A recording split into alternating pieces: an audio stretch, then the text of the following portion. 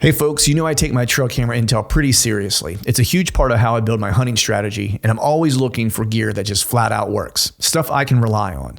Backed by solid people and the best customer support in the business. That's exactly why I run Tacticam Reveal cell cameras. Whether you're just getting started or you're a full-blown data junkie like me, they've got a camera to fit your budget and your hunting style. My go-to currently is the Reveal 3.0 series with fully integrated GPS. These things are dead simple to set up. Less fiddling, more scouting and hunting. And they run on most major service providers and will automatically connect you to the strongest signal in your area. So no more hiking to the top of a ridge just to realize you've got the wrong service provider. Been there, not fun. Here's the kicker. You don't even need an SD card. That means fewer trips in, less pressure on your spots, and more real-time intel sent straight to your phone. And if you pair it with a Reveal solar panel or a lithium cartridge, you can keep those cameras running longer and spend more time doing what actually matters. Scouting new ground, dialing in a setup, or maybe, just maybe, finally cleaning the garage like you told your wife you would before the season started. Don't just take my word for it. Check out Tacticam Reveal at tacticam.com. Tacticam. Everything you need to take your hunting to the next level.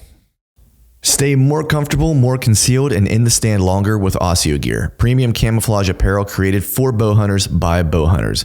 Asio's revolutionary patented camo patterns and innovative features are designed to keep whitetail bow hunters totally invisible and dead quiet. Elevate your game with Asio. Visit asiogear.com and take 20% off your purchase with code TRUTH20.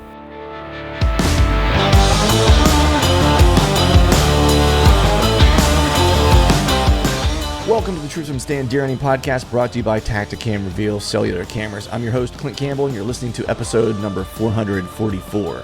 Today I'm joined by my buddy, Chad Sylvester, and we're talking 10 harsh truths of bow hunting and what we wish we knew earlier about deer hunting. So stay tuned. All right. What is up, everyone? Happy Wednesday to you. Hope you are doing well. Hope you are feeling fine. Hopefully you're spending some time in the timber. If you need to. This time of year, I'm usually trying to stay out of it as much as possible. I do think I'm going to have to make a quick battery update on one of my cameras. Had a bunch of false triggers. Got an alert. That's the cool thing about some of these Reveal cameras that I'm using is that I'm able to really see, and it's accurate, what my battery level is. And I have a solar panel on all of them. But sometimes I've had in the past, squirrels or whatever grab a hold of the cable that runs between the solar panel and the camera and loosen them. So I think that might be what I have going on here. So I got to go in and make a check of that, swap out some batteries on that one particularly. But otherwise, man, it's been nice just kind of wake up in the morning, check the camera, see some velvet pop in. Obviously way too early to tell who might be of interest and who, may not be of interest for the year, but it's always exciting whenever you start to see the velvet start to take shape and, getting to the point now where some of the better deer, at least that I've had on camera, it's like you're starting to be able to see some of their characteristics. That you're able to start to now follow them a little bit and follow their progression through the summer, which is super cool. And, just a few short turnarounds here and we'll have seasons start to open up here, in the August timeframe. So we're getting close. So shooting your bow, dialing in your kit, making sure your cameras are out.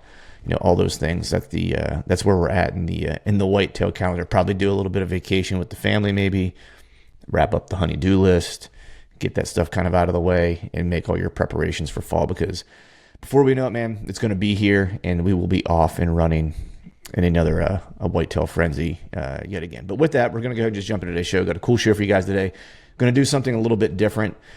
Have my buddy Chad Sylvester on, and I kind of I mentioned this in the upfront of this podcast before he and I start, but I've been wanting to do something a little bit different with some episodes this year, and this will be the first one. We'll see how it goes. It's a lot of times I have someone on, we talk about things that are going on with them, their hunting approach, some hunting stories, some of their strategies, their tips or tactics, things that they're using, and the episode's typically just about the person and their approach and their experiences, and then we try to glean something from them, myself. And then, you guys that are listening, like trying to pick up little tidbits and things that might help us along our way that they might be doing. this approach is a little bit different, where I wanted to take a topic that we have, a topic of interest, and, it could be anything. In this one, we're really kind of talking about, those harsh truths or those harsh realities of bow hunting that sometimes we either don't want to face, or we haven't realized that they are just a harsh reality yet, because maybe we're new or newer at bow hunting, right? Or maybe we're longer in the tooth in our bow hunting journey. And a lot of these things will probably ring true with you guys, where it's things that we wish we would have known earlier about bow hunting or about deer hunting that maybe just wasn't clear to us. Maybe it took a while for us to understand, or whatever the case is. And so that's a lot of what Chad and I dive into. And this is really kind of peeling the onion of things we wish we would have known, and some of those hard truths that we learned along the way. So with that, go ahead and just jump into today's show. As always, thank you all for listening. All right, folks, welcome back to another episode of the Truth from the Stand Deer Hunting Podcast. Today, I got my brother from another mother on, Mr. Chad by God Sylvester. What's up, dude? What's happening, brother? I am, we finally have sunshine, and it's above 60 degrees. It is June, whatever it is, June 4th, 5th, 6th, I don't even know, but doing pretty damn good, man. Doing pretty damn good. Dude. Yeah, man, it was mid-80s here today, I think. So it got up to be a little bit of a scorcher in this neck of the woods. And I got I was outside shooting my bow, whatever day that was. I want to say like Monday maybe. And, all during the spring, I like to shoot in just like shorts and flip-flops. It's like what I'm vibing in usually. I don't ever wear, I don't wear regular shoes ever. And it's because I'm at the freaking gym so often. Like I just wear, even in the winters and snow, I still just wear like flip-flops, because that's what I wear to the gym. I take them off by the side of the mat and walk onto the mat. And anytime I'm off the mat, I put them back on. So I just started wearing flip-flops like all year round. Like I never wear regular shoes. Yeah. And so I get mad when I have to put regular shoes on. And then this time of year I have to, because so many freaking mosquitoes. I got my first mosquito bites like from shooting the bow on Monday. And I was sad because I was like, damn it, man. Like, it's like, I got to put real shoes on and like pants to come out to shoot so I don't get ate up by the mosquitoes. And like, it's like, I like the warmth, but it's not my favorite time of year, I guess we'll say. Not mine either, but geez, oh man, it's been so wet and cold here. It's been like, turkey season was terrible. We were like all prepped, ready to plant our garden, got our garden in like 2 weeks earlier than we've ever had it in. Frost. Now like everything's dead except for the pepper plants, so we got to replant the damn garden. Just dealing with that kind of, man, I feel old talking about the weather. I know, dude. It's my wife and I joke, because when we talk to her parents specifically, we get the wham. It's like we get the weather. Oh shit, I can't believe I'm forgetting what it stands for. Oh, it's weather. Gotta include food. It's WHAM. It's the weather. It's the health update and something, and then like everyone's like family like medical updates. Like that's what we get when we talk to them. It's like, and we've added a D to it. It's like a whammed, because now we get like anybody from our hometown who has passed away. Like it's like, hey, did you know like Susie Jones, her grandfather passed away or something like that, right? It's like, I have no clue who Susie Jones is, right? But apparently we're supposed to know them because they're from the same area. Like, it's just, but it is like, as you get older, you start talking about like nonsense, because it becomes the important thing. Like, I mean, during hunting season, it makes sense because as a whitetail hunter, it's like you are part-time meteorologist, like in those critical months. It's like, I can tell you every weather pattern. I can give the 10-day forecast, like starting like mid-September, but the rest of the year, it's like, I'm kind of oblivious to it. I walk outside to feed the dog and I decide what I'm going to, like what kind of day it's going to be. Yep. But well, cool, man. So we're going to just kind of jump into this thing. So for people who are listening to this, we're going to take a little bit of a different approach today. And if you're watching it on YouTube, typically when I have, when the show has a guest on, I don't want to say I have, when the show has a guest on, we often kind of talk through, started off like Chad and I just started off, just kind of catching up, shooting the breeze, see what's going on. And then we dive a lot into what that person has going on, or a specific approach to something that they have, or how their season was, or whatever the case was, right? It's just more of like a chop it up session. And we get into some like hunting strategy and stuff like that, of course, right? But the one thing I wanted to start doing is just having guys on, or friends of mine on, who are guys who like to think about things like beyond surface level and start to kind of take topics that seem, kind of like an interesting like entrance into a conversation and kind of beat up the idea in its entirety, right? As opposed to kind of like hunting stories and stuff like that. And so Chad is my first guinea pig. He volunteered to do this. He trusts me. We've been friends for a little while, so I'm not going to lead him too far astray. He told me he would get me some B-roll for the YouTube video, but if you've never spent any time with Chad, you know in the summer months he likes to wear a banana hammock, and I'm just not down with that on this channel, So we just don't shave either. Yeah, exactly. He's hairy and he wears a banana hammock.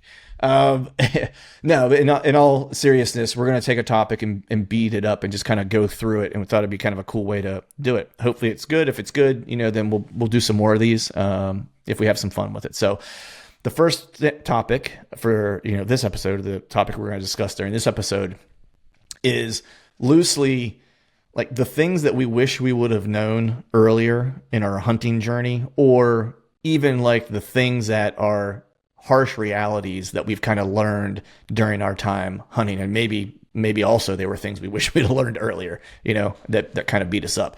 And so we're just going to kind of lob these out. We're going to talk about them, beat them up a little bit, and see where the wind blows us. So I'm going to turn it over to Chad first. So when you're thinking about either things you wish you would have known earlier, or thinking about harsh realities that you have been forced to learn, or lessons you've been forced to learn through hunting, what is the first thing that comes to mind for you?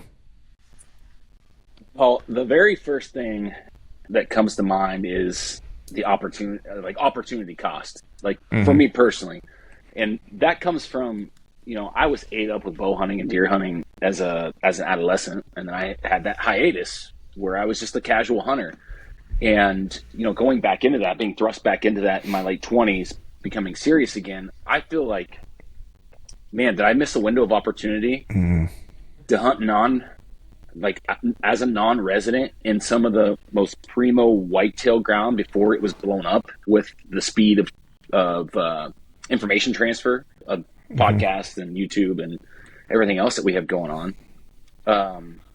That is one of the biggest freaking things that I regret is not just from a non-resident standpoint, but also, I was a little bit late to the public game. I grew up hunting private ground, right? Mm-hmm. We had a beautiful farm.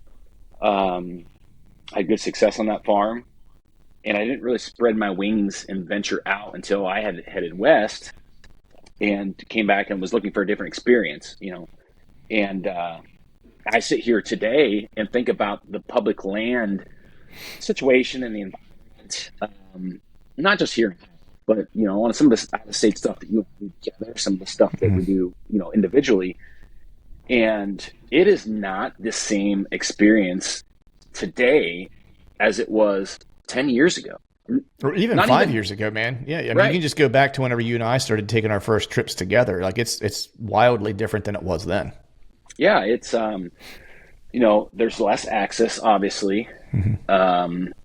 There's increased pressure, which is, you could have a whole damn podcast on this topic specifically, because we have this weird narrative, I call it an industry narrative of, hey, we're losing hunters at a rapid pace. Like we're headed, this downward trend of hunting participation is terrible.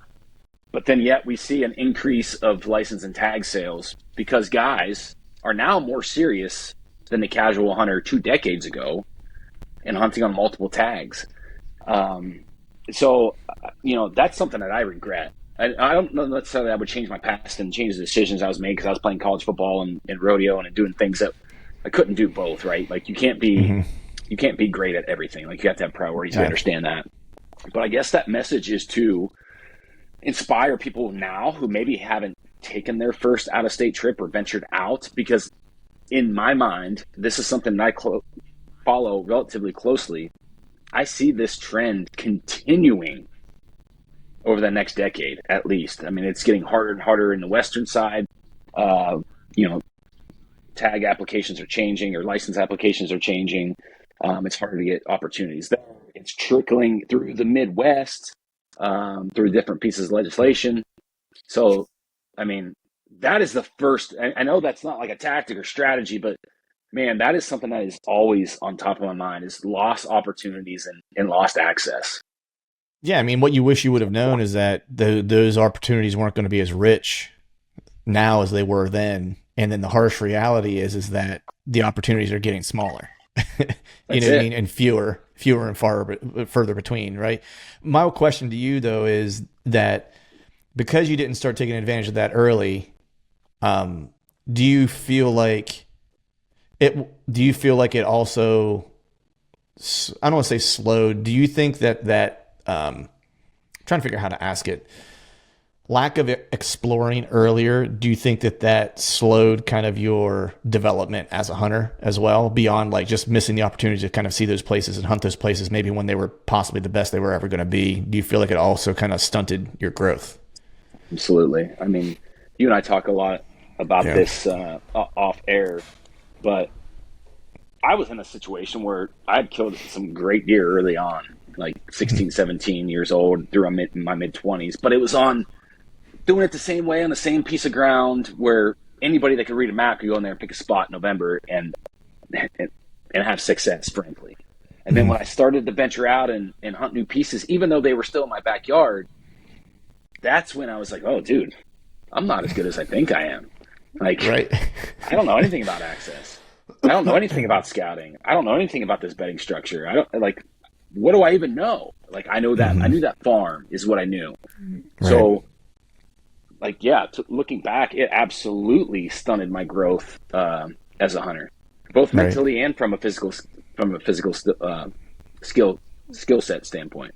Yeah, I mean, the good news is that you kind of got a dose of that and like recognize like what your real ability was, right? Because I think the worst thing is that people walk around not knowing what they're capable of and being less capable than they think they are, right? And that goes for that goes for everything, right? It's like, you see dudes walking around lifting weights at the gym, like, and they think they can fight, and dude, when I see red, bro, it's like, it's all over, right? It's like, I've seen plenty of those dudes come to the gym and then just get wrecked by like a 140-pound white belt that's been training for 6 months. You know what I mean? Yeah. But it's like, really knowing what you're capable of, and so, you might've got there a little later, right? But it's like, that's the one thing about you. I think that one of the reasons why we're good friends is that we're both very, self-critical and we evaluate ourselves honestly, like of what we're able to do, what we're not able to do, what we need to work on, what are things that like I've got pretty good, I can kind of take a little time away from this to develop this part, right? And that's like traveling to hunt and stuff like that is like, to me, is the equivalent of TRT in the hunting space. Like, if you want to get better at hunting, I've preached this over and over again. People are probably sick of hearing me say it, but like, you want to get better at hunting, start going to places you don't know and figuring it out. Dude, you do that. Can kill a deer in your backyard. Like, go to West Virginia, go to Kentucky, go to a place you've never seen before and do it. Yeah. And if you really want to kick yourself in the nuts, like, don't even scout it beforehand. Just go and figure it out on the fly. That's what I do. And I have fun doing it. So whatever, All right. So is there anything else to add there? Or do you feel like that was I feel like we covered that pretty well. No, yeah. I think the only other thing I would add to that is recognizing that now. Not just now, because this has been like an ongoing thing for me over like the last 15 years probably, right? About 15 years. It took me a year or two to figure out what but it also made me look at my success through a different lens and cherish that success, because success is not always given. So there's a couple different lenses to kind of look at that situation through. Yeah.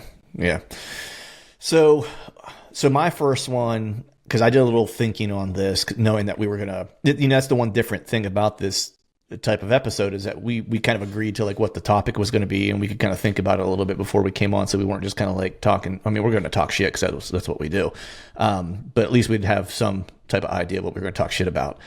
My first one was that the moment of truth, like the moment that it's going to happen, right, is never perfect. Like, it never happens the way that you think it's going to happen, right? Whether it's, like when I killed that deer in the plains, like he turns at the last second, and now instead of having a perfect broadside shot, I've got now a quartering 2 shot, right? Or you're expecting a deer to come in off of this trail around this certain time because you've patterned him, and now he's coming in, with, losing daylight, right? And you've got to make a decision now. Can I see? I still got legal light, but can I see well enough to take the shot that I want to take, right? It's like things are always kind of like a little bit messy, if you will. And I think sometimes you can kind of, cause yourself undue kind of anxiety and miss opportunities, because not saying you want to take extreme risks, but if you go into that complete kind of risk mitigation mode, you'll miss a lot of opportunities that you could find success, right? And the one area that it dawned on me, and the reason why this one kind of came up, was it was actually something like at the gym on the mats that actually kind of made me think about it. And it was, somebody asked me like, hey, how do I get better, right? And it went for my bow hunting too, because when I stopped trying to be so fine with everything and constantly trying to thread the needle, I was way better whenever I didn't kind of overanalyze and have to try to make everything so perfect and think I know exactly what this deer is going to do and he's going to be in this exact spot. And, when I kind of recognize that I don't know as much as I think that I do in this situation, I just have to put myself in the game, and then I got to be willing to play the game as it unfolds and not necessarily play it on the terms that I thought that I was going to play it on. I'm not saying that visualization doesn't help and kind of help calm some of those nerves. But when it dawned on me, it was a buddy of mine asking me about, hey, when you started progressing in grappling, like, how did that happen? Because it's like you kind of went from like, yeah, he's okay, to like, whoa, like there was a noticeable change, right? And what I had said was, and this is when it dawned on me for hunting too, was that when I realized that winning a position wasn't always going to look the way it was that you thought it was going to look. It's like you start a technique or whatever. It's like you just want to win the position, whatever the goal is. Like if the goal is to be on top, like you're just trying to, it might start with a certain sweep, but you might finish completely differently and it's going to look ugly. And when I got past like trying to make everything look picture perfect and like being perfect with technique and stuff like that, and just was like, I'm going to win the position and get to where I want to be, that's when all of a sudden I started seeing like big changes in my game, right? Because I wasn't focused on how it looked and how it presented. I was focused on like winning the positional battle, right? And I think about it the same way in bow hunting, where it's like I'm not looking for the perfect scenario. I just need a chance is all I'm looking for, right? And then with whatever that chance is, whatever that opportunity is, I'm just going to do whatever I have to do and make the decisions to the best of my ability to win the position, to win that battle with the deer. And sometimes that means I might have to take a shot that is borderline, right? But you can't always play it. And I'm not saying I'm going to take unethical shots, right? But I know my skill and I know what I'm capable of. And so I'm going to redline it on that. You know what I mean? Because that's the only way, like that's how I play best, is if I kind of play to the edge, right? Yeah. And so that's the one thing I kind of thought of, was that I think the harsh reality is a lot of guys get hung up on things not working the way that they thought it was going to work, right? And the deer didn't show up where I thought he was going to show up. My whole season was that last year, right? And you just kind of have to go, all right, well, what's the next thing? Like, I'm going to win the next positional battle, right? I'm going to win the next positional battle. And that kind of has to be your mindset. Because if you're looking for, the perfect setup or the perfect moment of truth, if you will, right? Man, you're going to wait a long time, and you sometimes have to just win with what you got, and I think sometimes that's a hard lesson for people. And I think you don't learn that, early on. I think you have to go through some crap first, miss some shots, probably wound some deer, right? To figure out how to play those scenarios. And that's just the hard reality of those situations. Yeah, for sure. And to your point, I think you have to experience the full spectrum of those highs and lows and all those different scenarios before you can sit back and say, okay, this hunt doesn't have to go in my preconceived notion. Like the deer doesn't have to walk down the trail. I don't have to shoot him at 20 yards. He doesn't have to be standing broadside. And you need this experience also to be able this is almost a skill set in itself, right? And I would call it like progressive decision making. You were saying win the battle, like win the next battle to get the position. To me, that's progressive decision making to move forward in the hunt, right? Like I'm at a spot. I need to make this decision just to have the opportunity to make another decision, and then you link those up. Ultimately, you find success. But I think when you get down to the nitty gritty, which I freaking love talking about this stuff, is you have to be uncomfortable being uncomfortable. Like you just do. And I can flip back even to a recent hunt, like the last time you and I were in Kansas together. You know, I saw 3 or 4 bucks that morning, saw a 150-inch deer, and I spent hours trying to get into a tree because in my mind, I'm like, I can't kill this deer from the ground. I have to be in a tree. I spent hours trying to find a tree. You almost left the spot. You almost left. I did. It wasn't there. It was not there. So I had to make do with what I had, and I killed a freaking giant. Yeah. So it's like you have to be uncomfortable being uncomfortable in decision-making, in those decision-making circumstances. Yeah. And sometimes it's the inches you have to gain, right? It doesn't, and that's the hard part, is that it's often not, those decisions you have to make aren't usually have like these huge chasms between like the right and the wrong, or the ideal and the less ideal, maybe is a better way to put it, right? They're usually very, very fine, right? It's usually, if I set up here, I went through this whenever I killed that deer in the plains. I moved my setup 3 different times, all within like a 30-yard area. 3 different times, probably within like 45 minutes, right? Maybe an hour. Because every time I would set up, I'd be like, oh man, like if they do this, like they're going to win me. And then I would move and be like, oh man, when I'm here, I'm lit up like a Christmas tree. When I move here, well, it's like, well, if I'm here, it's like I got the wind right, I'm good. I was like, but man, I don't think I'm going to get a shot here because I think it's going to be too far away. I ended up just making the best decision I could, which was like, they can't smell me because I can't beat their nose. I might be able to fool their eyes for a little bit, right? And so I took the setup where it's like I could beat their nose for as long as I possibly could. I would have a shot, maybe not as close as I would like, but it would be good enough. But man, if it goes south, it's going to be because they see me, because I am, or if it's going to go south, it's going to be because they come out earlier than I expect. Because if the sun isn't behind the horizon yet, I'm lit up like a Christmas tree, right? Like the sun is just beating down on me, right? And the sun was coming in my face as opposed to like behind me into their face to give me that like blowout look where they can't see what's in front of them, Yep. So it was almost entirely wrong, until it got to the sun getting behind the horizon, and then I was good. But like those decisions it wasn't like any one of them was glaringly correct or any one of them was glaringly wrong. They all had good qualities. They all had poor qualities. I just had to make a decision and go, not super comfortable with it, but it's what I got. Yeah. Right. And if I tried to set up in the spot where it was going to be perfect, I would have never got a shot.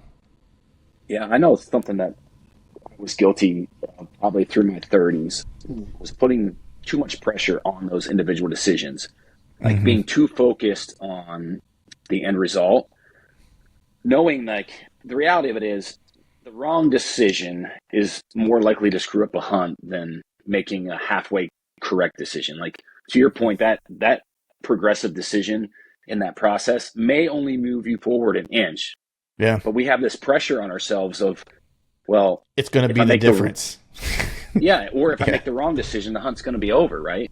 Right. And like, so it's just a different mentality around the decision-making process during that hunt. And like you said earlier, I don't think you can get there without that full spectrum of the ups and downs of what we call bow hunting. Yeah, exactly. Because it's just like anything else. You need time under pressure to make those decisions. You know what I mean? That's really all it comes down to. And it doesn't matter what it is. It could be bow hunting. It could be football. It could be jiu-jitsu. It could be business. Like you really don't know how to make pressure decisions until you have to make pressure decisions, and then eventually with experience, you just get comfortable with sometimes the outcomes aren't the way you want them. Right. And sometimes the outcome doesn't work out the exact way you want to, but you're able to make the situation work. Right. Yeah. And that's whenever you start to really, that's when you start to really get good. You know what I mean? That's like, when you think about sports, for example, like Brady for example, right? The GOAT, he was always real good at never having like the best skill players and stuff like that. But dude, the guy's decision making and just making it work with whatever he had is what he always did, And that's when you have that like elite level ice in your veins, ice water in your veins, right? Like I'm going to make a decision. It may not be the best one. Then I'm going to make the best decision I can make after that. And that's all you can really do. It's almost like you grow your instincts and your intuition, or the gut. People call it like your gut instinct, to be able to tap into. People call it the zone. I call it the flow state. Like being able to tap into that flow state where like you're almost making decisions like subconsciously, like, and that's. I've only been able to all that happening just a few times in my like hunting life, but you. Like in those circumstances or in those moments, it's like, yeah, I'm gonna kill, and like you tell yourself, like we all tell ourselves that, right? Like, well, there's a part of this that you have to, right? Because it's like you want to go in with like confidence, right? Because we've talked about that plenty, like over the time. Like if you're not confident in your setup, where you're at, what you're doing, you really don't stand a chance. Like you got to just bank on getting dumb lucky at that point, right? And so you kind of have to go in with this idea that like you're going to be successful, you're going to do the thing that you want to do, even though might know academically in your mind that that the odds aren't great, right? But you got to kind of fool yourself a little bit into it, and the way you do it is like you just have this confidence in that you're doing all the things right? That's where that comes from. It's like I'm doing the right things. Yeah, yeah, for sure. Anything else to add to this one, or do we beat this one up good enough?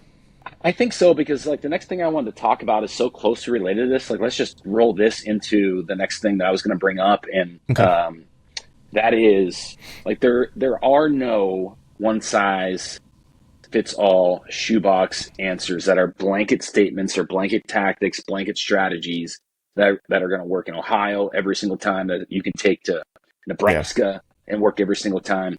Like, whitetail hunting is a little bit black, a little bit gray, or a little bit white, and like the meat of it is gray, brother.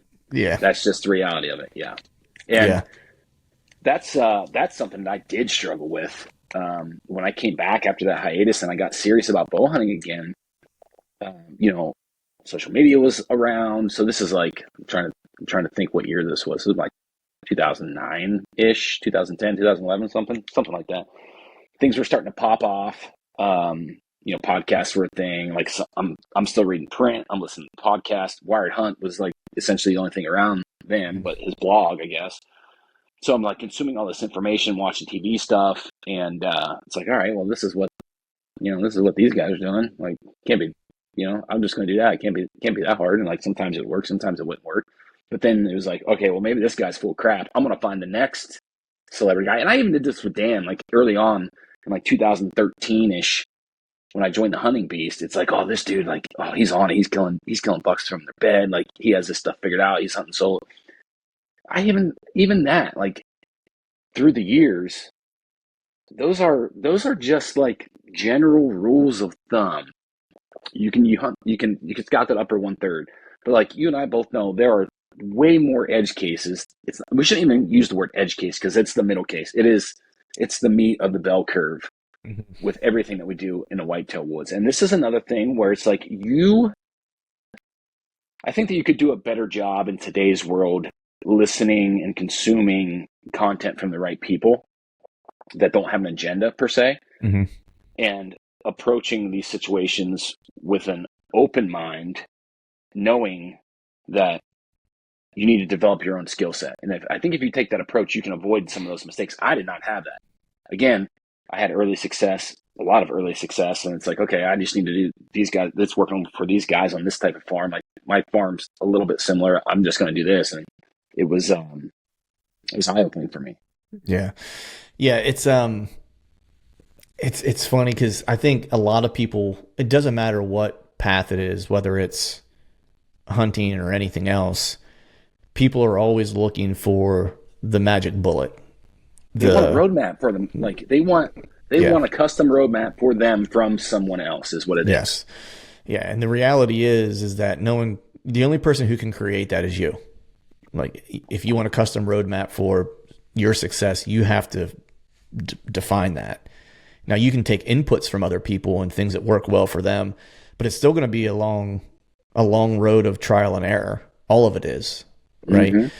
And I think the sooner that you recognize that, because I was guilty of that too early on. It was like, well, I just got to find the beds, and like, well, if I find the beds, I'll kill the deer, you know. And it's like, it never worked, you know.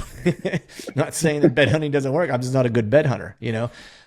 But then what I realized is like I was already hunting in a lot of those areas already, because I was hunting in the general bedding areas in and around those, and that's really what it comes down to. Very, very rare cases are you going to find the bed that the buck is actually bedded in. You might find, now if you can narrow it down to a bedding area that might only be like 2 or 3 acres, man, you got a real good chance of seeing that deer with some confidence, because he's probably only got like 1, maybe 2 exit routes that he's going to use, right? He might have 100 different ways that he comes into it, right? And he might have 15 beds in that 3 acres, you know. But if you know he's only going to come out 1 or 2 different ways, and you're playing the wind correctly for a mature deer, then you have it probably pretty well narrowed down to how he's going to exit that, right? And that's the part that you just kind of have to learn through trial and error a little bit. You know, no 2 deer are the same. They don't always do the things that you think that they're going to do. Going back to like the previous thing of like that the moment of truth is like it's never perfect, right?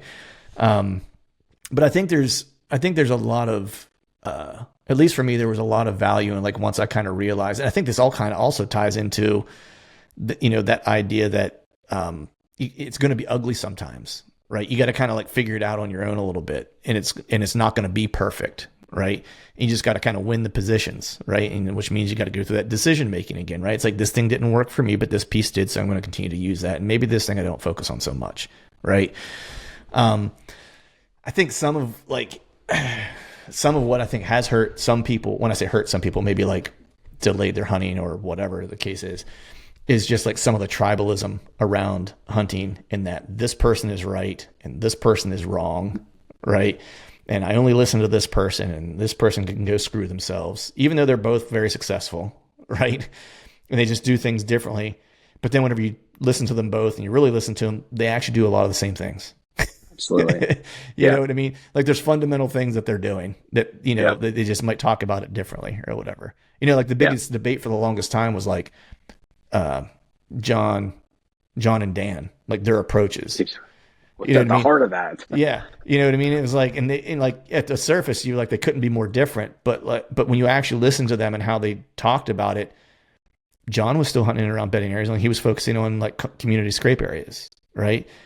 Now the wind was a different story a little bit, right? But they had very similar approaches to things, because I think at the end of the day, since people have hunted whitetails, there's not a whole lot of new ways to kill them. It's like the fundamental things are still the things that work, right? It's if you figure out where they sleep, where they feed, and understand how the wind works, you got a pretty good shot. That's cover those 3 basics. That's it. Don't be seen. If you just don't be do heard, that, don't be smelled. Yeah, if you just do that, you'll find a lot of success. Yeah. Yeah. Would be my take. Cool. The next one I'm going to jump into is take a look at my notes real quick. Which one do I want to jump into here? This one, because this kind of builds off of what we've been talking about. So what I wrote down was like deer don't follow a plan. Like, they don't follow a rule book necessarily, right? And I've talked about this with Tony Peterson and stuff like that. And we have a lot of ways to learn about deer now and understand deer, whether it's, trail camera observation, scouting, GPS collared studies, and things like that, right? We know more than we've probably ever known about them. And the reality is that we still don't know nearly as much as we think that we do. Even when we're hunting a deer that we think that we have patterned, right? We'll say this deer is bedded here and he's going to do X, Y, and Z, because of these reasons. We don't know that. Those are all just hypotheses, right? So they don't kind of play by a set of rules that you're predetermining based on what you know about them, right? Which kind of goes back to like that progressive decision making. And then a step further, if you're chasing a mature deer, and this is something I wished I would have learned earlier, it's like it falls into that category, is that I think until you start to chase mature deer and be able to really observe them, like you don't really understand how much different they are than all the other deer and how they act so much differently than all the other deer, right? And that was something for me, you know, coming from a state like PA, especially growing up. Now it's much better than it used to be, but it really hasn't been like, I would say it's been progressively better and like what I'll call like good, probably mainly like the past like 7-8 years would be my kind of like frame of reference. I would say prior to that, like it wasn't all that great. I would say like the past, like, let's just say like past 10 has been significantly better than it was the previous like 20 or 30 or whatever. But when I was growing up as a kid, like you didn't see mature deer. Like they weren't around. If you saw a basket rack 8, that was newsworthy, you know, in the area that I lived in, at least. And so to be around mature deer, to watch how they act and how they behave and how they either do or don't interact with the other deer, how they use different travel routes than other deer, how they're a little bit more cautious and a little bit more cagey than other deer. Because when I was, you know, really kind of like similar to you, it's like I hunted as a kid, was super into it as growing up, but then I did music kind of like while you were in college doing football and rodeo and stuff like that. Like I was in studios doing music and stuff like that. So I took some time away. And then when I came back, you know, I was hunting, you know, deer and was loving it. But then I was like, I want to try to chase more mature deer. And I was trying to hunt them the same way I was hunting all the other deer I've ever hunted. Right. And it took me a while to learn that, because you hear people say like they act different, you know, they're just a different breed almost. But until you actually get to kind of chase them consistently, it's hard to understand what that really looks like and how they do act differently. And then what to start to look for, how to observe the sign, the terrain, like everything through a different lens. So you're thinking about it in their terms and not just the general deer herd's terms. And that was something that I wished I would have learned earlier, because when I went to Iowa for the first time and got to be around a lot of mature deer on that trip, that was an eye-opening experience for me. Like that was, and I've talked about that a bunch on this show. Like that was like a seminal moment for me where it was like, okay, I get it now. I see what they're doing. Even though it's apples and oranges, Pennsylvania to Iowa, I get it, right? But deer are still deer, and they still want the same types of things, all things being equal, right? And that trip for me was just really like a watershed moment, because I got to observe it, I got to see it. And so then it started finally making sense, where I was like, oh, I get it now. I see, like all the other deer came out over here and were walking through this area. That one deer that I saw 60 yards away that was big, like he took this route, right? And then I go over and I look and I see why. I'm like, oh, there's a little dip here. Like the thermals are dropping into here. So this is why. Like it's all those little things, right? And so that for me was something that I wished I would have known earlier, is that, you know, deer aren't as predictable as we want to think that they are, and mature deer are a different animal and they don't act like the rest of the deer. And if you want to chase one of those, you got to think about it differently. Yeah, I totally agree with that 100%. I actually think that there's levels to that conversation too. Mm-hmm. I think there's progression from being a deer hunter to trying to kill mature deer.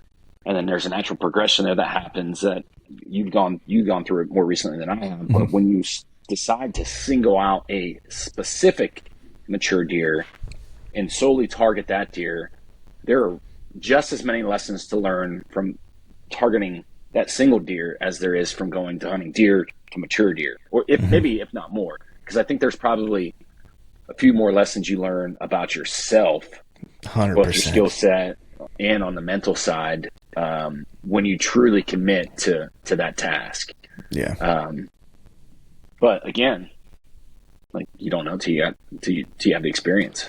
That's a great observation, man. Like that you know, because I think we think a lot of times when we're, you know, like you were saying, like I did that this past year, right? I chased a single mature deer around for a long time, and I learned a lot about the timber. I learned a lot about how he liked to use the timber, places he liked to, you know, places he liked to spend time, where he was laying sign down.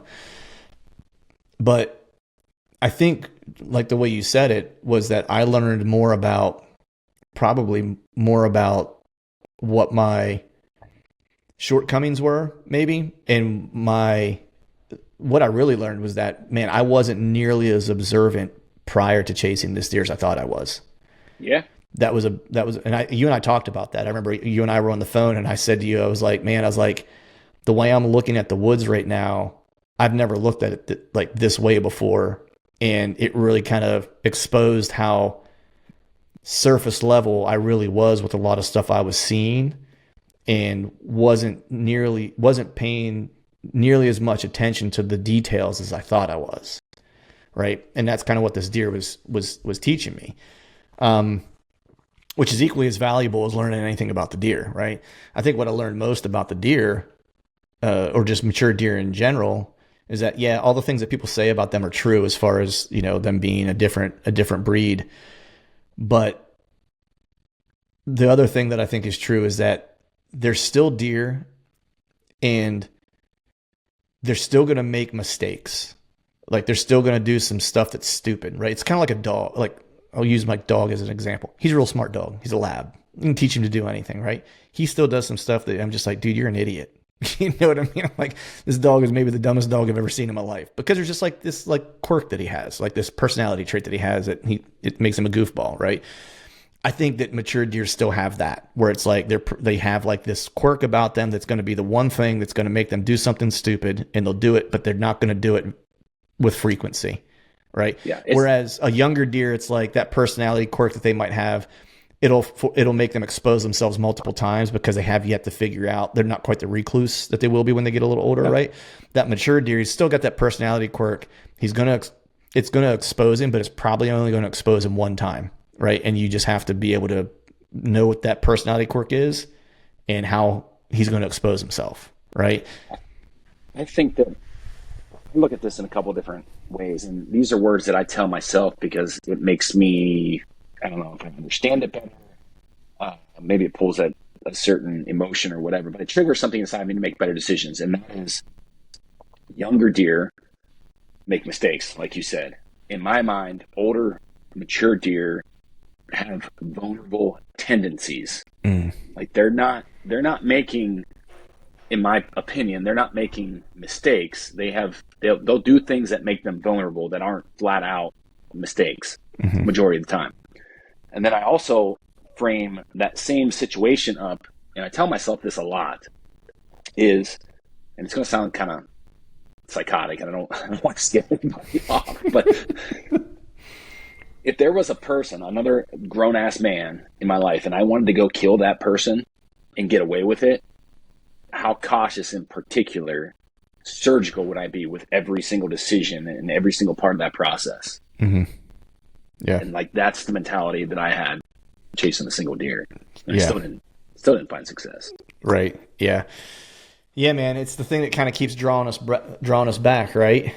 It's just that chase of trying to figure them out. And I think I want to touch on one more thing, because I think the other thing that I learned, and, I learned a lot about truly chasing one particular deer. I learned a lot from you, watching you go through it, because I was there for like the most recent one that you chased. And then of course, talking to a bunch of guys on the show, but there's one common thing that I would hear, from guys. And then I got to observe it with this particular deer, and it finally made sense to me. Right.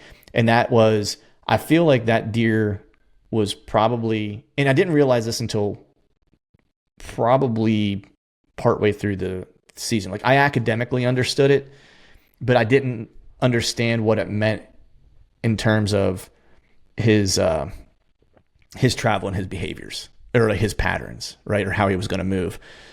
But the personality of the deer, I think, is the thing that makes them the most killable. Not necessarily like he likes a west wind, or he likes this wind, or he likes to, like, yeah, I mean, if you know where he beds and feeds, like you can get a game plan together, right? But I think that personality trait is what's going to make him different. When I talk to guys like, Jake Bush and stuff like that, like that's Ty Jennings, right? Which is another guy that I've had on recently. I've mentioned him multiple times in this podcast because he's from New York, and he's a killer. Yep. And his buddy Tom Murphy that I recently had on, like pro ball player, right? like a lot of what I talked about with them, like I'm talking with Ty and Jake, is that understanding that deer's personality, like getting in their head, like understanding them to that level is how they ultimately kill those deer, right? And so it almost takes out of the equation some of like the tactical stuff that we talk a lot about, because you're really understanding who the deer is, right? And I didn't really think about that until after, I was partway through the season, because this particular deer was kind of a loner, right? That was his personality trait. Like even during the summer in Velvet, like he was never really in a bachelor group, as long as I can remember. I mean, I might have saw him like once or twice on trail camera, like where he was with another deer, but it was rarely ever. So he was very much a recluse and very much a loner deer, right? And so where you're going to have to try to find him outside of the rut, right? Because things get a little bit different during the rut, but where you're going to have to try to find him during those non-rut times of the year were going to be places where other deer weren't going to be, right?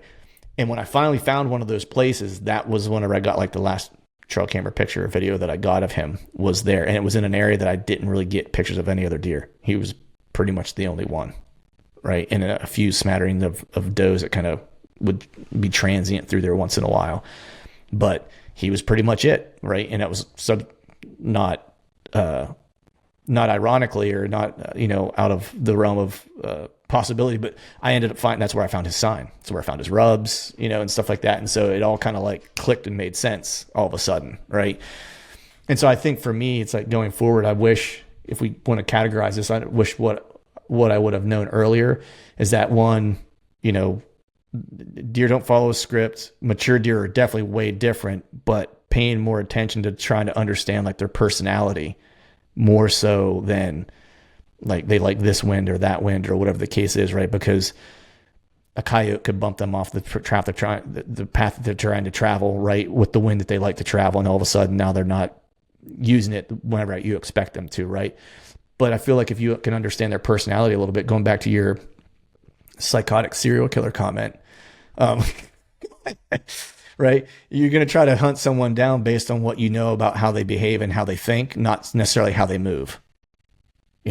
Same thing, right? It's the only way to get ahead. Like, yeah. if you're tracking the movements and trying to, like, you're always a step behind. Tracking movements will keep you close, but going to probably keep you a step behind unless you get lucky, right?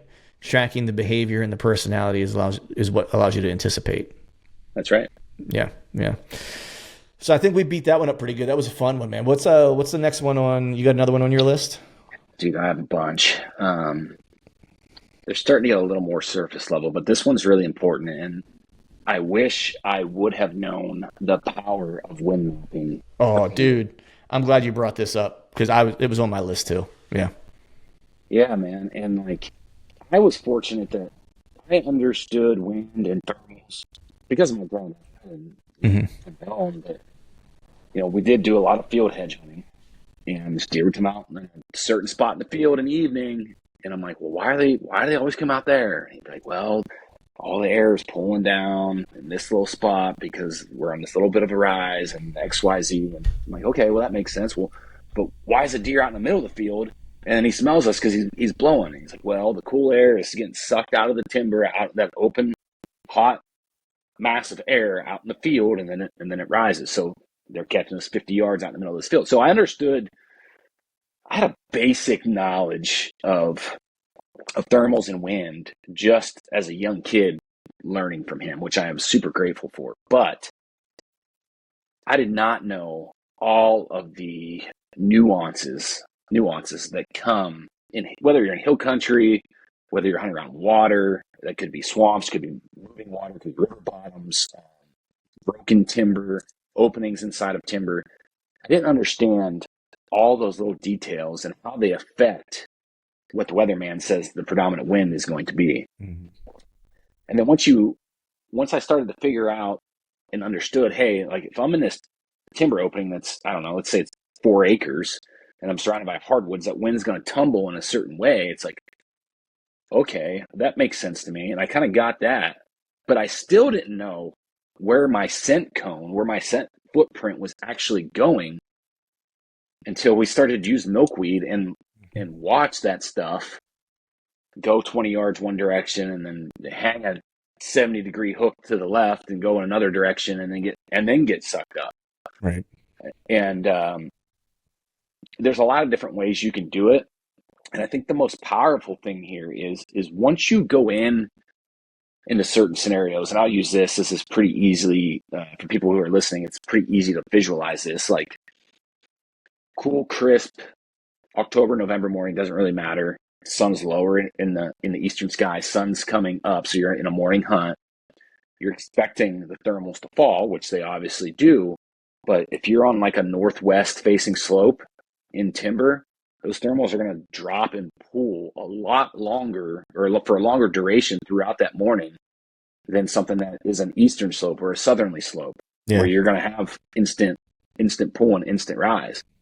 And that's like, again, going back to those personality traits on the hunting a specific deer. There was a deer that was using a northwest face of a bowl late into the morning because he felt secure and protected. And he was a lot lower than what, those standard upper 1/3 rules of thumb are. Yeah. Yeah, man. That's one of the things I had on my list too of wish I would have known earlier, or wish I would have knew better earlier, right? You always have that normal, baseline, bow hunting, deer hunting knowledge of you got to play the wind, right?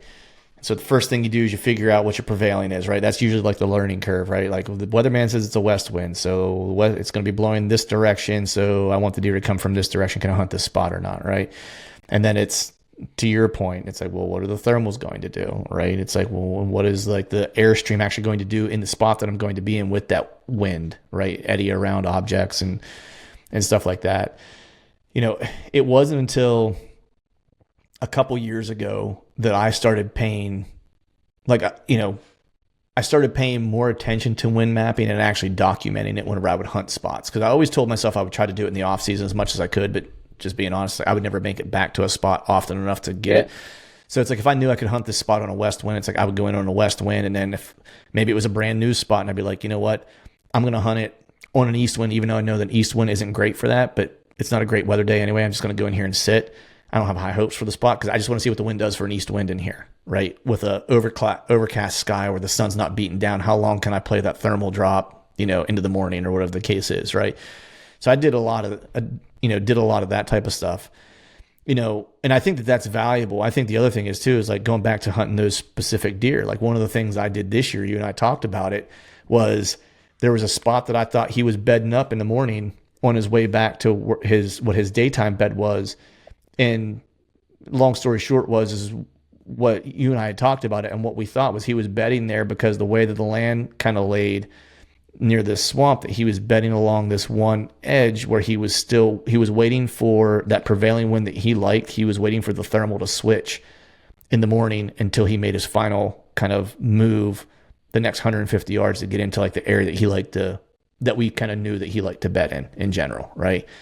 Because he was coming through this particular area at a time in the morning that just did not make sense for a deer that was that old, right? And so had a setup in that general area that I wanted to hunt him based on that knowledge.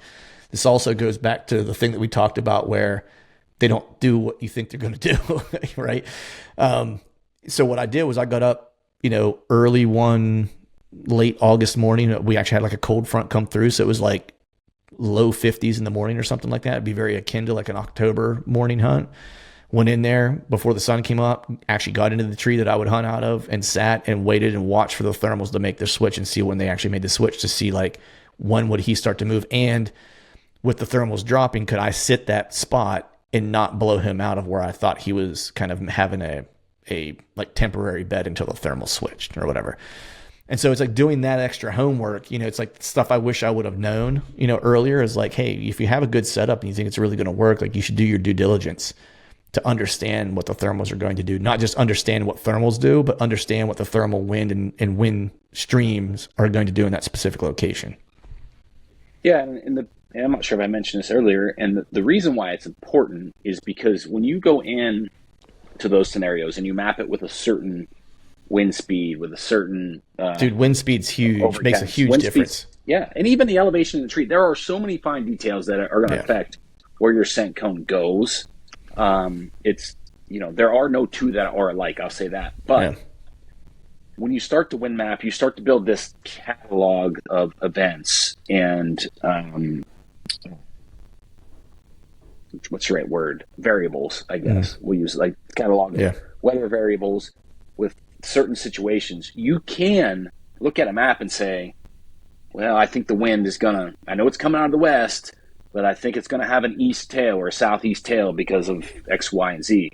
And that to me is so powerful when you're digitally scouting, because you can go in, and I know that I've done this, especially on that example with those northwest facing slopes. You can go in there and predict what type of wind you're going to have without actually being there. I mean, listen, it's still guesswork. It's not 100%, right? Yeah. But you can definitely say, okay, 6 times out of 10, the wind's going to do this with a westerly wind, right? And that, like, man, that is like, that takes your efficiency all the way around, like, to the next level when you're able to do that. Yeah, and I had a point here, and I think I was just folded into this one that I had written down that was like a harsh reality, or it might not be a harsh reality, but I think it's something you got to get good with.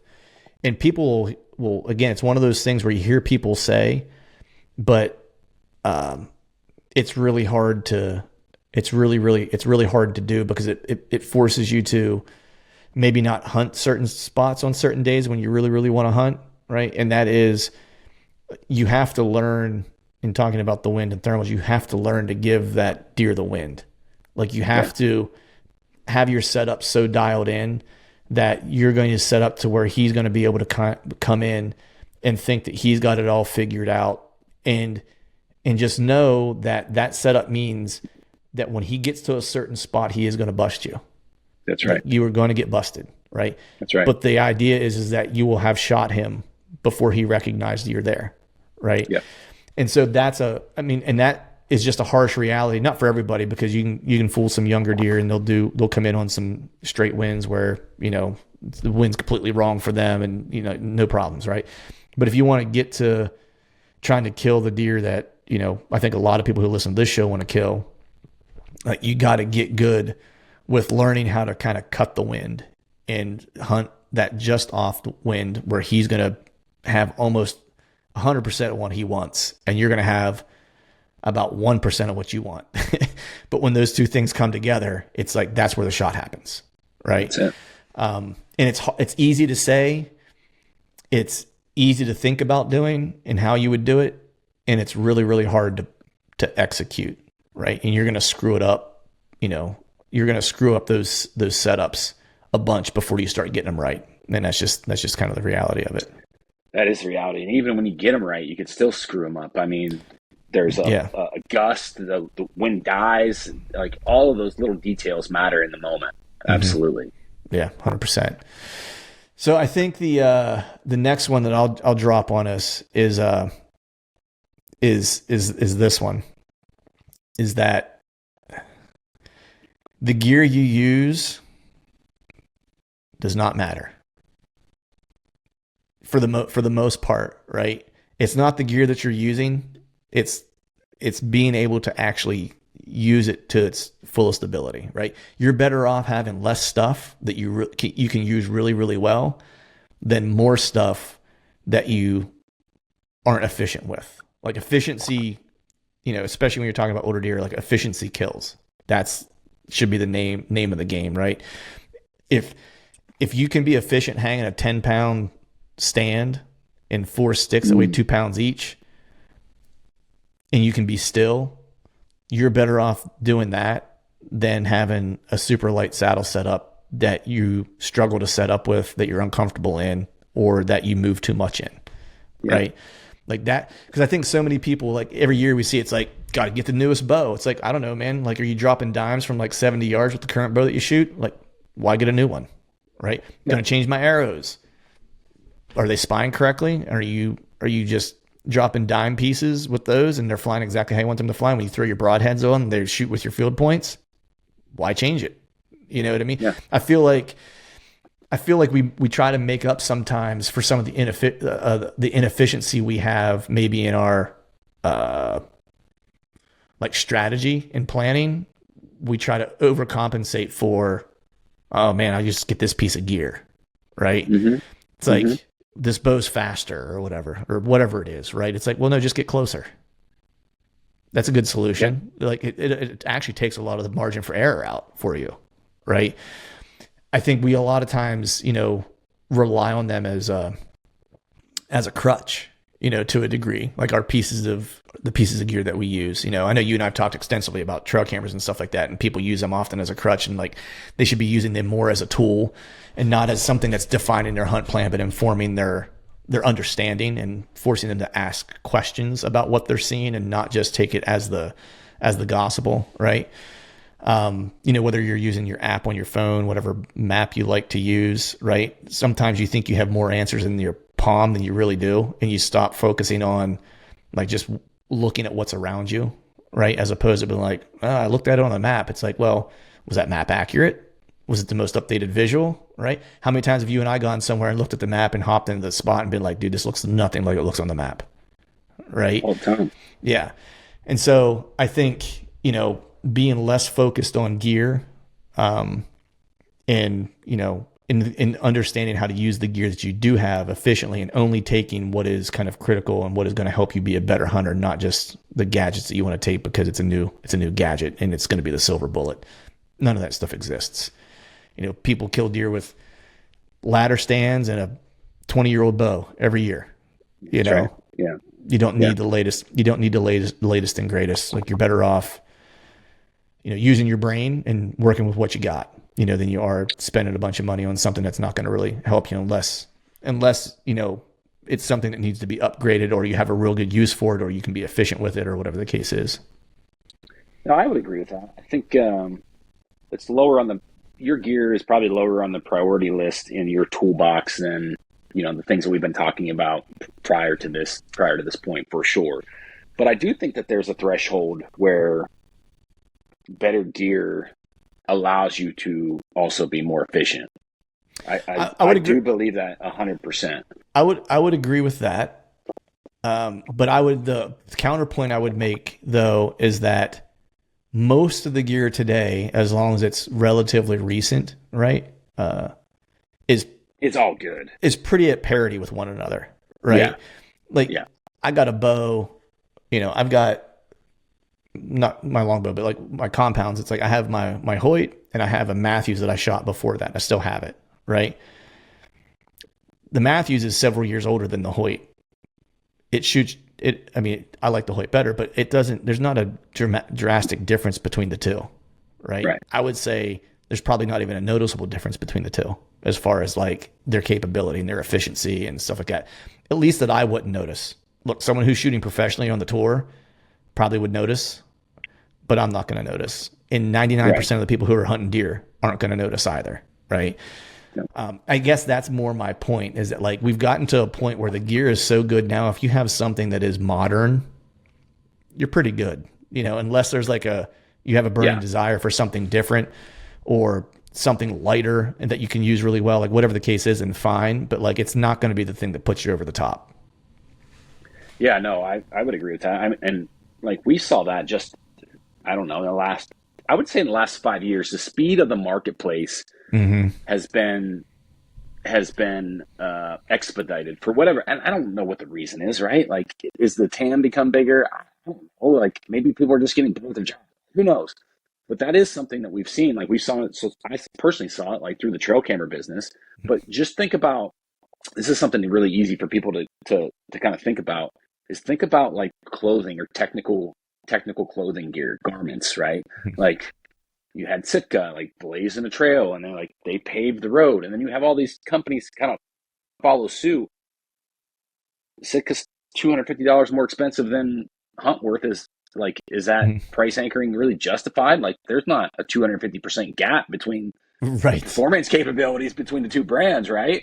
Right. So it's like, I never really thought about that till you made the point. Like, if you're set up with relatively modern equipment, like, it's pretty damn good. Dude, yeah, man. I would even say, man, if you have take a bow, for example, right? If you've bought a bow, I might be stretching it here, but I don't think I'd be stretching it too far. If you've bought a bow in the past 10 years, you're probably not going to see a huge difference between the bows that came out this year and the bows that the bow that you bought 10 years ago. Mm-mm. You know what I mean? Like, I mean, I'm sure there's a difference, right? And someone, I'm sure I'll get a message and be like, no, there's a difference in this, that, the other. It's like, I'm not talking about specs and stuff like that. I'm talking about the average whitetail guy that's going to pick a bow up off the rack at his local archery shop, get it tuned. Yeah, get it tuned, buy a dozen arrows, get them fletched, and he's going to shoot and he's going to go out and hunt archery season with it. Like, he's not going to notice. You know, that person's not noticing. If they say they are, I'm going to call bullshit. I've shot a lot of bows and I've done bow reviews, and like, I mean, I can tell the difference in like hand shock and stuff like that and feel like a little bit, right? But even the ones that you could tell the difference, it wasn't drastic. You know, it's like all of them were all good shooters. You could shoot like that. The cheapest bow I shot, you know, I don't remember how much it was, but it's like, it wasn't a top of the line bow, and it shot just as well as any of like the top of the line bows shoot, you know? Yeah. Yeah. It's just your, save that money and go on a hunt. How's that? Oh yeah. 1,000%. Like if you're a guy that spends $2,000 on gear every year, freaking stash that money away, buy another tag and go on a trip. Exactly. Go to I mean, hell, even go to like an over the counter state. Start doing the stuff that we talked about earlier, which is like try to get some of those places that may go away at some point, right? And get that experience, you know, and have that experience. And then also it makes you a better hunter in general. And it's crazy how much better that gear works when you're a better hunter. Right? It's like, my bow was a lot better when I started killing deer. You know, it was like, shit, man, this bow's pretty good, you know? I was like, my trailer's a piece of shit until you and I hauled out 2 booners with it. And I was like, man, this trailer's pretty freaking good, dude. It's top of the line. Smells like ass, you know, it doesn't have a whole lot going for it, but it's pretty good. Oh, that's hysterical. Shoot, man. Well, we've been here about an hour, dude. A little over an hour. We'll do one more. I'll let you shut her down. You got one more for me? Oh man. Yeah. When to draw. Oh, dude, I had that on my list too. When to draw. And this is something that, like, dude, I had early on bow hunting when I was a teenager, dude. I think I drew probably on 12, 15 deer, like between the age of, I got my first bow when I was 16. So between 16 and 18, so 2 seasons, maybe not that many, maybe 8 to 10 deer, first 2 seasons. Dude, I never flung an arrow at one of them. It was something squeaked. They saw me move. Like, I made a noise, whatever it was, boom, gone, done, over. And I'm like, God damn, is this hard? Like, this is supposed to be easy and fun. Like, this sucks. And even in my late 20s, you know, I was still making that mistake.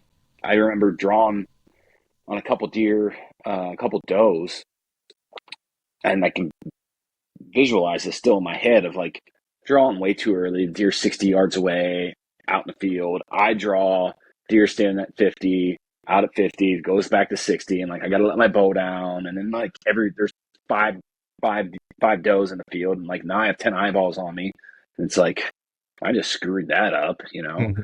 And then at the same point, I've had just in that same season, like, waiting too long to draw, and like missed my one shot opportunity. I have 1 or 2 small shooting lanes in this. There's a little funnel there between two ag fields. You got a swamp, 2 ag fields, and from the swamp there's a finger timber that goes out to some bigger timber.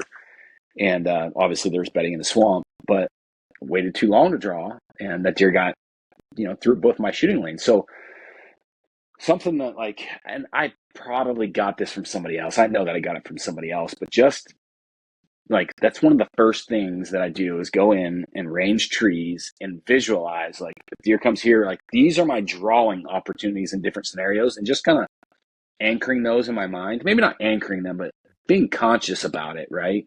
Knowing when those opportunities are, knowing like, okay, if the deer pauses, like I can let down if I don't have a shot. Like, this is my second opportunity, let my bow down, draw again. I don't know, man. That feels like that's something that has tripped me up. And it seems something like so minute, so simple, and so easy. But if I had to put tally marks against all the mistakes I've made, well, I don't know. I've made a shit ton of mistakes, but that would be at the top of the leaderboard. I don't know if it'd be at the very top, but it'd be the top 3 or 4 for sure. Yeah, man. Like two things that kind of went through my mind as you were talking about that was like, because that was one of the things when we were out in the plains those couple years, that was the hardest part for me. Like I was getting, well, you and I both were, we were getting on deer. I had multiple opportunities where I got drawn or couldn't get drawn or got busted drawn or whatever. That was a little different game because I was on the ground, but it still stands to reason. Like that was the part that was tripping me up, you know? Yeah. And the one thing I wrote down was that, not only was getting drawn hard, but once you get drawn before the shot, you actually have a lot more time than you think you do, right? Mm-hmm. Unless the deer has clearly seen you and is on edge and is like about to bolt, that's a different scenario. But if you get drawn cleanly, let's say, like that arrow doesn't have to come off the string right away. Like you've got way more time to settle in and make a good shot than you probably think you do. Tons of people, I mean, I'm guilty of it too, will rush the shot because they think the deer's gonna bounce, right? Yeah. And then the other thing I wrote down, and it was something that I kind of jotted down as like one of like the like harsh realities to a degree, or things I wish I would have known, probably a harsh reality, is that getting drawn on a mature deer or a big deer, however you want to classify it, is actually harder than finding one. Right? Like how many people do you know who get trail camera pictures of big deer or mature deer every year? Right? Yeah, a lot of people. Yeah. Getting one in range to get drawn on it, a lot harder. Yeah. Right. Dude, that's my argument against crossbows. It's like, that's the hardest part about freaking bow hunting is getting drawn on one. Yeah. Yeah. Because if everybody who could find a big deer or a mature deer killed it, there'd be no mature deer around. Because, I mean, people find them all the time, but getting one in front of you close enough and then actually getting drawn because they're so freaking cagey. Those are the ones that like step behind a tree and all you can see is their head, right? or like the exact scenario you had, right? And then you draw and then you do that thing where they're just like, I'm going to stand here for 10 minutes and not move, right? They have an uncanny ability to just be like, yep, I'm going to hang out here. 10 minutes, not going to move a muscle. Like, see Feels how really bad when they're a booner and right. You have it on film. Yeah. I wasn't going to say that, but I'll let you say that. I've never seen that film actually. No, you showed it to me, I think. Probably. Canyon deleted it. He was so embarrassed by it. Yeah. Oh, shoot, man. But yeah, I think, getting drawn on them is a challenge. And so I think if there's newer hunters that are listening to this or watching this, it's like if you've been in the tree, or in the ground, however you're hunting, blind, whatever it is, and you're seeing deer and you're just, you can't quite get the arrow off the string. It's like, dude, you're right where you're supposed to be. It's like you're at the last step, right? And I wish we could give you some advice that would tell you that it's going to make it easier or better. It's not until you figure out how to do it. And it's almost like, how like whenever there's a sport or like rodeo, playing linebacker in football, doing jiu-jitsu, whatever the case is, there's certain things like each person is really, really good at, right? Like it's naturally kind of gifted at something, right? And you can't, if someone asks you how to do it, Jake, you can't really explain. You might be able to explain everything else to them, but like there's this one part that you just do naturally that's just like, it's a feel thing. Right? Like, I'll give you an example. For me, like on the mat, it's like pressure. I'm really good. Like that's my game, is like making people miserable, applying a ton of pressure and making it feel like I weigh 250 pounds. Like that's what I'm good at. Right? It's hard for me to tell somebody how to do it because it's just something I've been able to do. Right? It's just one of those things. It's how I do things. Right? I feel like getting drawn on a deer is the same. Like it becomes a feel of like, you can feel when you should draw, or you can feel when you have an opportunity to let down if you need to let down. You feel when the deer is going to start to get a little edgy or whatever the case is, right? And all that is just reps of being there and trying to do it over and over again. Like there's certainly some things you can do is like make sure your shit isn't squeaking, right? Your carbon's coming across your, and maybe in that case, it's like you want to eliminate that, use a freaking whisker biscuit, right? That way you don't have that of the cold carbon, against your drop away or whatever, right? So there's just like little things like that. Make sure like your release doesn't click like when you click it onto your string. Make sure that's quiet. Things like that. Make sure whenever you pick your bow up off whatever you're hanging it on, like make sure that's quiet. Make sure that they have their head turned away from you if you can when you go to draw. Like there's some little things that you can do to tell people like, hey, make sure you do. But it doesn't always play out like that. Like I know the last deer I shot in PA, like he didn't I don't think he turned his head. And the deer I shot in the plains was looking right at me when I drew. But that was the only time I had to draw. It was that or nothing, right? He had his head behind some stuff, so it kind of gave me some cover for a second, but he knew something was up, And so that was a feel thing where I was like, yeah, I ain't got a lot of time. Like, I got to go, But yeah, there's no magic bullet for that. There's just screwing it up enough, and figuring out a system, or approach that works for you. Yeah, no doubt. I think that, like those baseline things that we mentioned, like ranging trees, picking spots out, making your equipments, on par or as good. Like those are all the base things, but there is an instinctual feeling of what is right and what is wrong. Mm-hmm. And you don't get there. You can't get there you can only get there through experience. Even to this, like I'll go back to our plains hunt where I drew in that deer twice. The deer was inside of 5 yards on the ground. I drew him twice. And it was like, I knew I had one chance to draw. I got through my window and I knew at a certain point, like whether, I guess it's reading body language really, mm-hmm. Like looking at the deer's body language and kind of understanding what he's feeling. But like, you kind of get a feeling for what his next move is going to be, and you can almost anticipate what your next move should be based off of that. Right. But to your point, man, it's a feeling. Like if you're thinking about, here's the problem for new hunters, not a problem with new hunters, a problem for new hunters is you can't consciously think about all this stuff going on in these relatively short time frames, right? Like you're adrenaline, your heart rate is jacked up because you're a new hunter. You're having encounters. There's deer in front of you. You're like, awesome, dude. You're excited. Like I want you to be excited. Yeah. Like everybody wants you to be excited. But when you have to think about when can I draw? Is a deer looking at me? Like, is he going to smell me? What's his body like? You can't think about all that stuff and make conscious decisions. Like you're just going to screw it up one way or the other. Whether you make a wrong decision or you don't make any decision. It's like go with your gut until you get it right, and keep building off of that instinctual feeling. Yeah. And some of the stuff you were saying that are the baseline things like range of trees and stuff like that will help reduce some of the anxiety in the moment of drawing because you've got some steadfast things of like, this is the yardage marker. I know I'm going to use this pin. So you kind of take those things out of the equation, or you find like, if a deer's coming from my left, like, and he hits this spot, his head's going to be behind this bush. Yeah. That's when I'm going to draw. Right. It's like you try to pre-plan some of the stuff out, but it goes back to what we were saying earlier. Like they don't follow a script. You got to be good with the imperfection, right? And know that like you want to win the position, right? So how am I going to win this position, right? And it's just that progressive decision making that we talked about. I think that's the cool thing about bow hunting is it's full of progressive decision making, like, and not any two situations ever are identical, right? And so you can't have a template and set it and forget it, right? It's not how this works. I think that's kind of, for me at least, it's what kind of keeps me excited about it, is that every hunt is different. Every season's different. Every miss is different. Every filled tag is different. Every unfilled tag is different. And so it's, you get to write a new book basically every year, which is cool. Gonna say it better, man.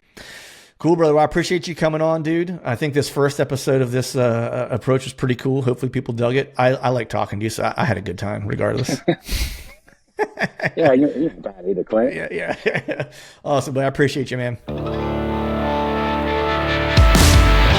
All right, folks, that is a wrap for today's show. I'd like to thank all of you for listening. And if you haven't yet, please head over to iTunes and leave us a 5-star rating. And be sure to subscribe to the podcast. And hell, while you're at it, head over to YouTube and give us a sub there too. I'd be super appreciative if you do those couple things for me. And before I shut this thing down, I need to give a big shout out to our partners who continue to help us make this podcast possible. Tacticam, Asio Gear, Hawk Optics, Face Off E-Bikes, and Lathrop & Sons Boot Company. And until next time, we'll see y'all.